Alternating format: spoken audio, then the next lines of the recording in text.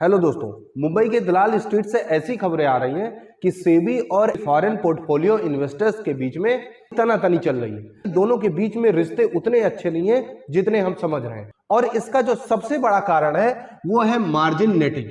दोस्तों, आज हम इस वीडियो में इसी मार्जिन नेटिंग के बारे में बात करेंगे।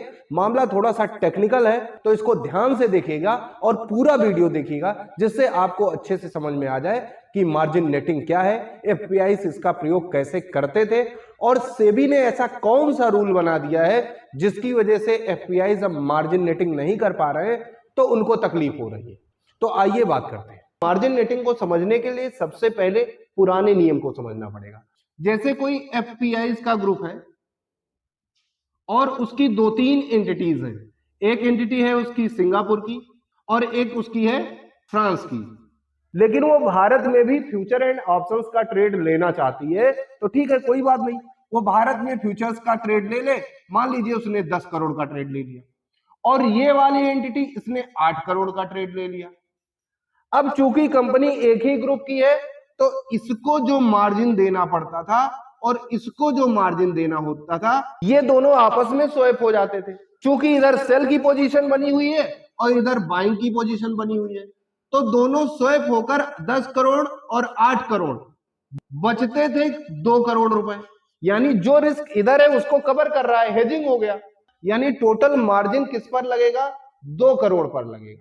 लेकिन सेबी ने अब इस रूल को चेंज कर दिया है। उसने कहा है एंटिटी चाहे एक कंपनी की हो चाहे 2 कंपनी की हो, आपने अगर पोजीशन लिया है तो आपको खुद से मार्जिन देना पड़ेगा। आपको किसी दूसरी एंटिटी के साथ स्वैप नहीं करने दिया जाएगा। यानी आप ए के रिस्क को बी के रिस्क से मैनेज नहीं कर सकते हो। अब आपको अपना मार्जिन देना होगा और आपको अपना मार्जिन देना होगा। अब इससे क्या होगा दोस्तों? इससे भारत में ट्रेडिंग बहुत ही महंगी हो जाएगी। जैसे मान लीजिए कोई एफपीआई आया है और उसने 5 करोड़ का ट्रेड ले लिया ए कंपनी से और 10 करोड़ का ट्रेड ले लिया बी कंपनी से। अब इसमें जो रिस्क है उसको इस कंपनी के रिस्क से उसने मैनेज कर दिया।